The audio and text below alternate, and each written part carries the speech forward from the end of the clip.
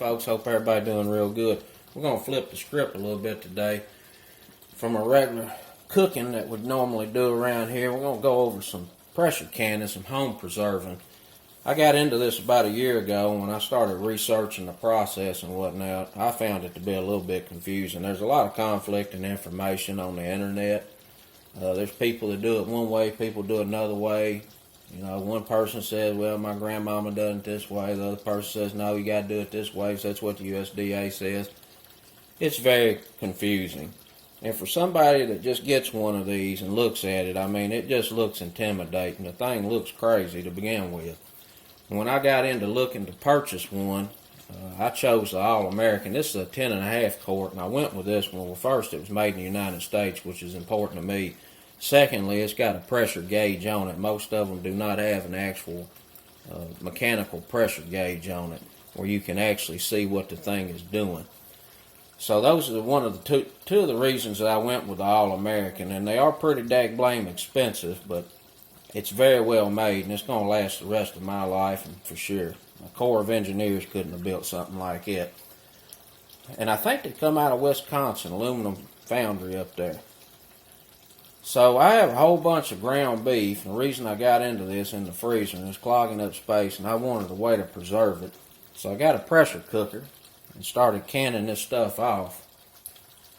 And today I'm going to do 7 pints of ground beef. I'm going to put some onion in it, and we're going to hot pack this.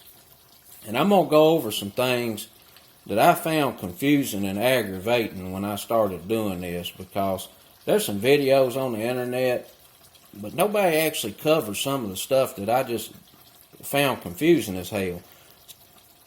So I'm going to go over some of that stuff. We're going to talk about some of the processes in pressure canning and the science behind it, and get about 7 pints put up. This thing holds 7 pints. All right, while our hamburger's browning up over there, I'm going to go ahead and get this pressure canner prepared. So for this particular model, it says 2 to 3 inches of water goes into the bottom of the canner. Now, that seems simple enough, but one of the problems that I ran into is if you put 5 quart jars in here and you put 2 inches of water in there, the volume of the quart jars pushes the water up over top of the quart jars. You can't pressure can with a quart jar or any jar completely submerged in water. So I had to just reduce the amount of water to less than 2 inches when I ran 5 quart jars in here. And the water ended up just below the neck of the quarts. And they canned fine, and it did not run dry. So I looked high and low, and I could not find any information on that. The instructions say 2 to 3 inches in the bottom. All the videos online say 2 to 3 inches in the bottom. Okay, that's fine. You put 5 quarts in here, your water's up to here. So somebody should clarify that. And I'm doing it today. So if you put 5 quarts in here, you're going to have to just add enough water so that the volume of the water ends up just below the neck. Otherwise, your quarts are going to be submerged in water. Let's go ahead and get some water in here.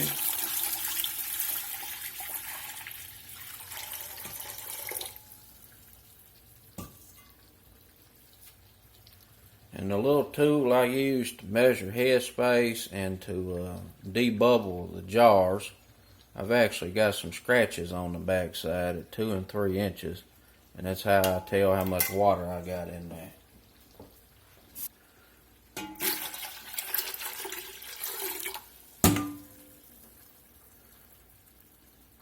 So that's about 2.5 inches. That'll be fine. We're going to be running these pints for 75 minutes, 10 pounds of pressure. That's what my elevation calls for. If you're going to do any kind of home preserving, get this book, the USDA book. It's got everything you need to know about pressures and times and whatnot related to whatever it is you're trying to pressure can. Don't listen to Mary Sue across the street. Just get the book. It's not recipes, it's just the science that's involved in getting your food processed correctly so that it does not poison you or sicken you, and that it preserves correctly. This is the book you need to have if you're going to pressure can anything.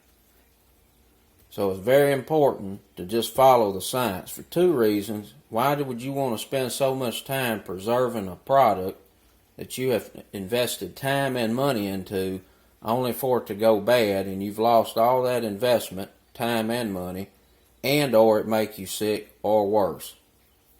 Get the book and follow what it says to do. For ground and chopped meats, the USDA book has this broke down, hot pack, whether it's a dial gauge pressure cooker or a weighted pressure cooker, depending on your elevation, how much time and how much pressure you got to use. It just makes it very simple. So I'm going to get the fire on and let that water start heating up. And there's a couple of things I always do before I start pressure canning. On the bottom of this lid, there's a lip here. And this lip sets down in here. This type of pressure canner does not use a gasket. It's metal on metal, so there's no parts to ever have to replace. But in order to prevent any seizing,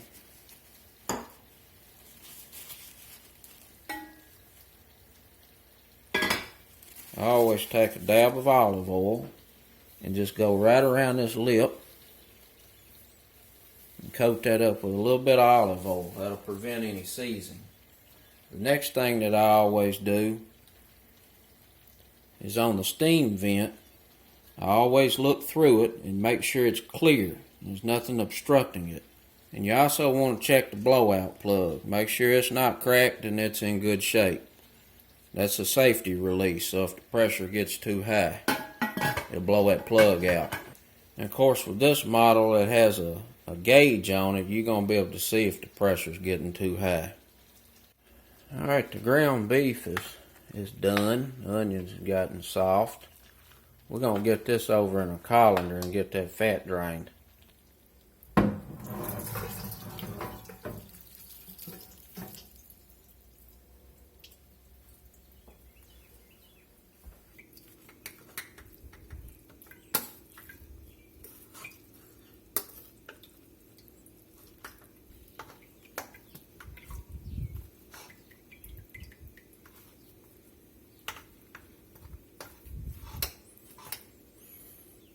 Alright, there's 5 cups of water in here, and that's filtered water.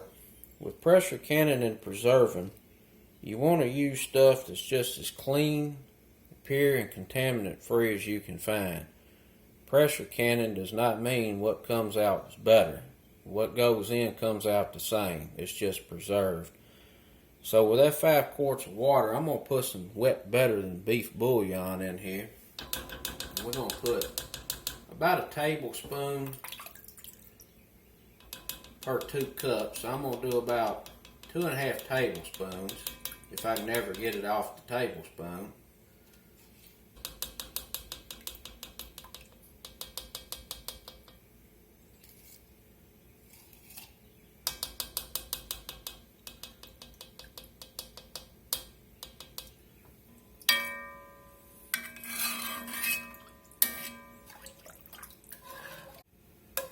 I got the bouillon mixed in there. I'm going to get a taste of it.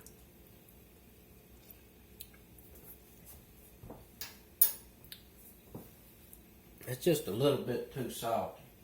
I'm going to add a little bit more water. Put about another cup in there.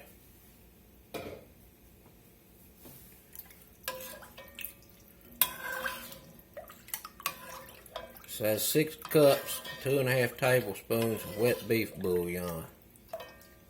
I'm just going to leave this here on the heat. Keep it hot until we're ready to put in with the hamburger on this pack. Got the water heating up there, 2.5 inches in the bottom. I'm going to put a splash of vinegar, white distilled vinegar in there. That kind of helps with mineral deposits and whatnot getting on your jars. Alright, we're going to get ready to start putting this in the jars, and I always take my funnel and boil it there a few minutes just to make sure it's sterilized. And we're going to start getting our burger jarred up. And I always put my burger in all the jars first, and then I add the broth to all the jars secondly.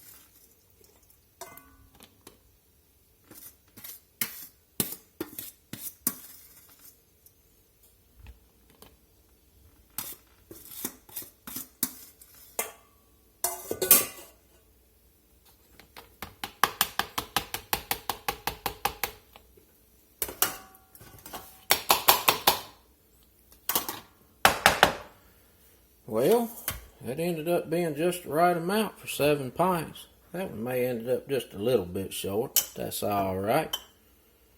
We're going to get some broth in there.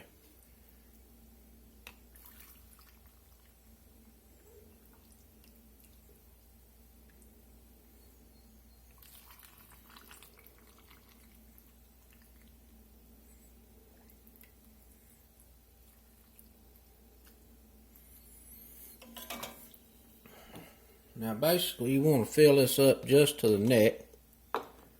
You got to have 1 inch of headspace. You can check it. You got to have one of these little tools right here. Plus it's your debubbler. It's very important to make sure you go around and debubble the jar before you put the lid on.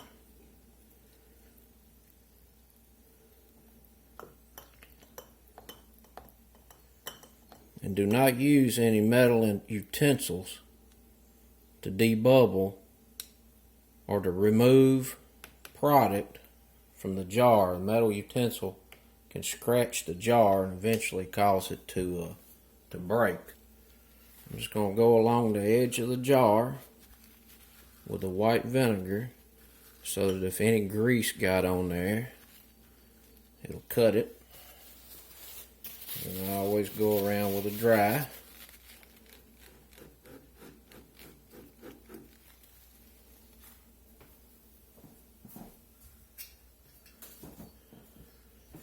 And then you put the lid on, finger tight. Just finger tight. And then transfer it over to the pot with the water's hot.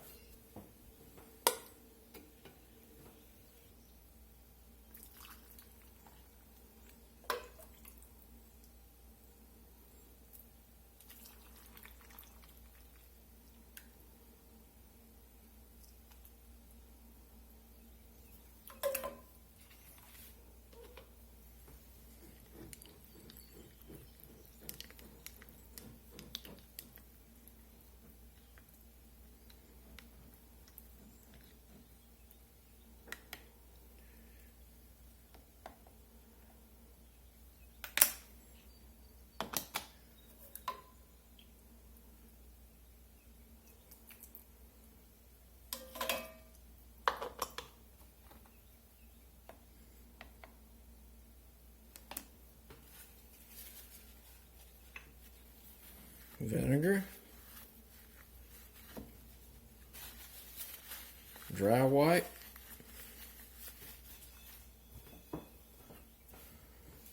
lid finger tight, off to the pot.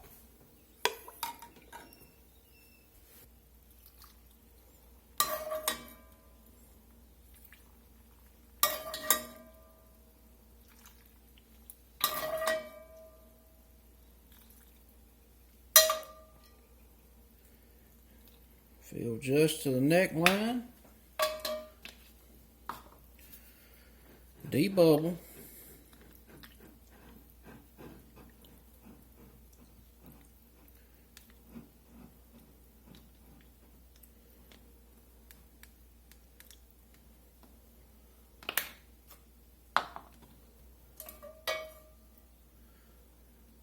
back to the neckline. And actually, if you fill your product to the bottom of this, that's going to be 1 inch of headspace also. See there?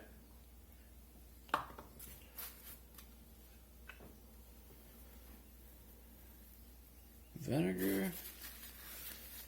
Wipe down.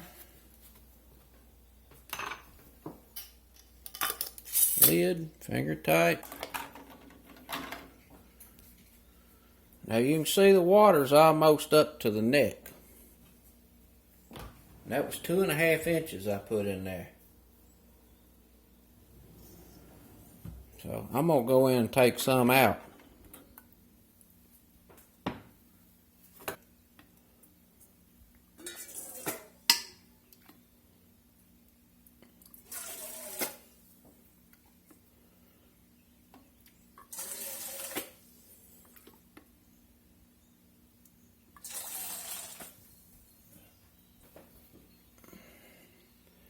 We're going to get the lid on.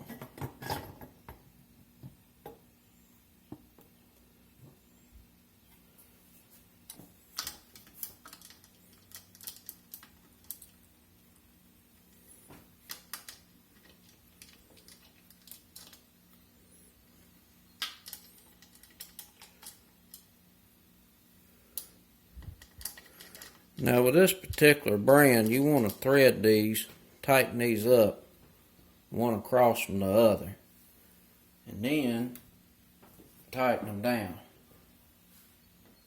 a second time till they're good and secure. We're going to turn the heat up pretty good. Once this vent starts blowing steam off, I'm going to set a timer for 10 minutes. You got to vent these for 10 minutes before you put the weight on it and start pressurizing the vessel. Also with the venting, some other area that I couldn't find a lot of information on. So when you put the lid on and secure it, you want to crank your heat up medium, high.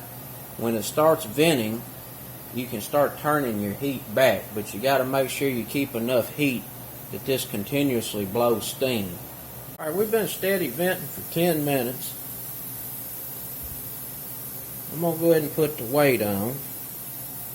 And I got to use 10 pounds of pressure. And that's going to be this hole right here, marked 10. Just set it right on top of the vent. I'm going to leave the heat where it was.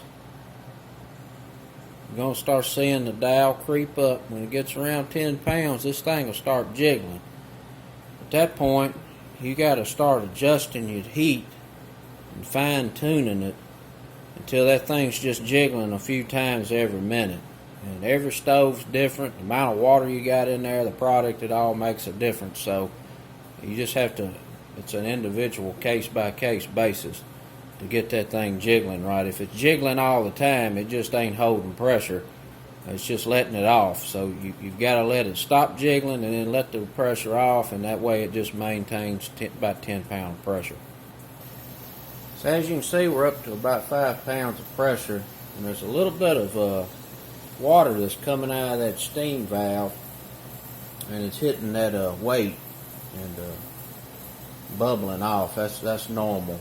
There's nothing wrong with it. If yours does that, don't pay it no attention. It's starting to get pretty close to 10 pounds of pressure. It'll start wiggling and bouncing around here in just a minute. And this is going to cook for 75 minutes per the USDA book that I showed you earlier. Alright, it's starting to bounce around. So it's up to 10 pounds of weighted pressure. I'm going to reduce the heat just a little bit. And I got to find the spot where this thing is going to bounce 1 to 4 times every minute. Now once that come up to pressure and started jiggling, you're going to set your timer. It's 75 minutes for these pints. It's an hour and 15 minutes if they was quarts. I think it's an hour and a half what the book calls for on that. And I believe this is set correctly. It's not just constantly jiggling. It jiggles and stops, jiggles and stops. If it starts constantly jiggling, just drop your heat a little bit. Very small increments. It just takes a little bit to fine tune it, but once you get it set, it's usually alright. You don't have to fool with it no more. So I got the timer set here, and we'll be back when this is done. Depressurize the vessel. Get this out and take a look at it. See y'all back shortly. Alright, 75 minutes of processing under pressure is complete. Cut the fire off.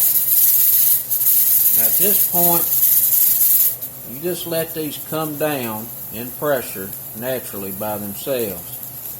And it takes 10, 15, 20 minutes. Don't go fooling around trying to take that off and let the pressure out fast or anything like that, because it'll mess everything up. During this process, the jars are actually siphoning some due to the pressure imbalance. And then when it comes back to normal atmospheric pressure, that lid is going to draw in and pull tight. That's how you get the pop out of the lid. If you go fooling around trying to get this to depressurize too quick, you just mess the whole thing up and done wasted all your time. So just cut the fire off and let it set and chill out for a little while until the gauge comes down to nothing, and then we'll take the weight off. Alright, this has been sitting here with no heat on it for 15 minutes, and the dial there says it's at 0. And while this is depressurizing, you can hear them jars in there rattling around. And you can still hear them, but it's not very much. So you know it's depressurized. At that point, you want to go take the weight off. You're going to hear it let some air go.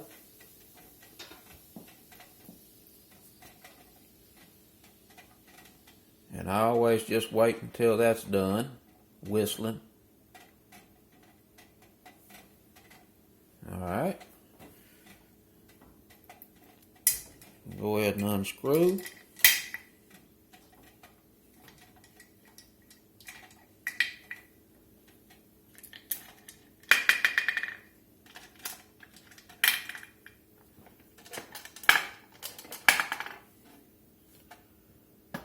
Get the lid off.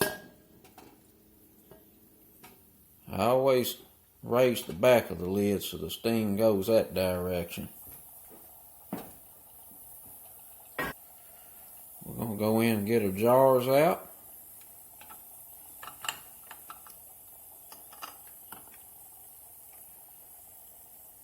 And you can see it's still boiling in there. Set them over here on the wood cutting board.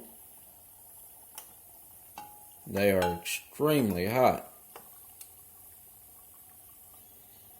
So the whole point of cooking something under pressure is that you can cook at a higher temperature.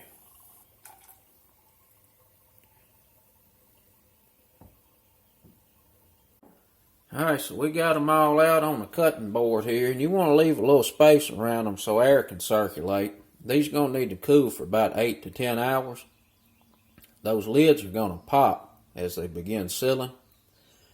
And one thing that I have noticed in my experience, if you get one that's not sealing correctly, the bubbling's going to stop quick. So all of these are still boiling inside of that jar.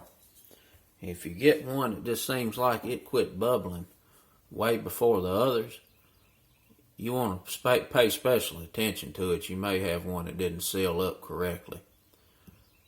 But once these are cooled in about 8 to 10 hours, I'll write the contents and the date on top, take the bands off, and check the seal real good. And also on those lids, you noticed I did not boil those before I put them on. They changed the recommendation on that here a few years ago. For pressure canning, you do not have to boil the lids before you put them on there. So we'll see y'all back here later. Since this is cooled off, as you can see, there's about a ½ inch of water left in there. So that's good. You never want to run one of these dry. You run them dry, it just ruins them. I mean, they can't fix them. You just have to throw them out. And then I forgot to talk about this plate. This plate in the bottom, you got to make sure that's in there. You do not want your jars sitting directly on the bottom of the canner. They have to be elevated. That's what that plate is for.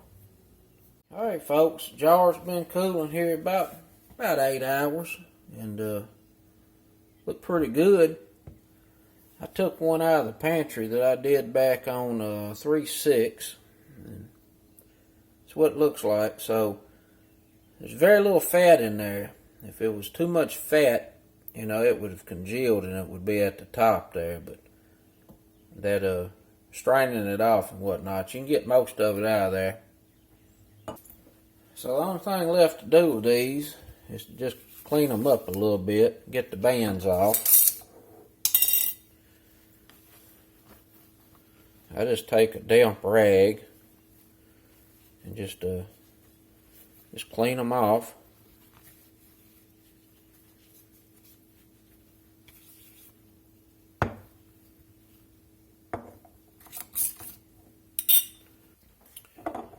I got the bands off of them and cleaned up, so I'm just going to go through here and mark what they are.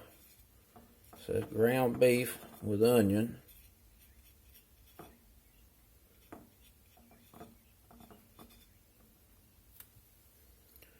And broth. 5/4 of 21. And that's it. It's 7 pounds of ground beef put up. Very convenient, just pull it out the pantry. If you don't need to use the broth, you can strain that off and just get the ground beef out of it. Now, if you get ready to do any pressure canning, you're going to have to get a few tools. And one of these can lifters is a must. You got to have that to get them out of there. They just scalding hot. So a few of the key highlights here is, of course, I talked about the lids. You don't have to boil them anymore or heat them up if you're going to use a pressure canning technique. The lids are all down on them. The little indentation is down. And I always just go around and pull on it, see if it'll come up. If it don't, it's sealed. When you get ready to open these, they're hard to get off if they're sealed correctly, and it's going to pop and you're going to hear a vacuum release. If it don't do that, it ain't sealed right. So you don't have to heat the lids up anymore. I talked about the venting process. You got to give it 10 minutes and let that vessel vent. And with a pretty good amount of heat, and once it starts venting, just bring it down a little bit, enough to maintain a steady column of steam. The water level situation, I talked about that. If you're using pints, it's not that much of an issue. With my particular cooker, it's 2 to 3 inches of water. It has to go into the bottom of the cooker beforehand. And if you put the full capacity of pints in there, it does not go over top of the pints. But if you try to put the maximum capacity of quarts in there, your water ends up over top of your jars. So once you start putting your jars in, just remove the water until you're, right below the neck of the jars. Make sure you always wipe the tops of these jars before you put the lids and bands on with a vinegar, and then dry it real good. You're going to put them on just finger tight. If you over tighten them, it'll mess the process up. If you don't put them on tight enough, it'll mess the process up. Anytime you're going to pressure can anything or even water bath can anything, I recommend following USDA guidelines. I showed you the book there they produce, and get it off of Amazon. It really tells you, what can and cannot be pressure canned or water bath canned for that matter. There's some things out there you just cannot can, at home. It just gives you an idea of a proper process and procedure, so this is done correctly and it's safe and you're not ruining a bunch of food. And that's it, folks. Till next time. Peace.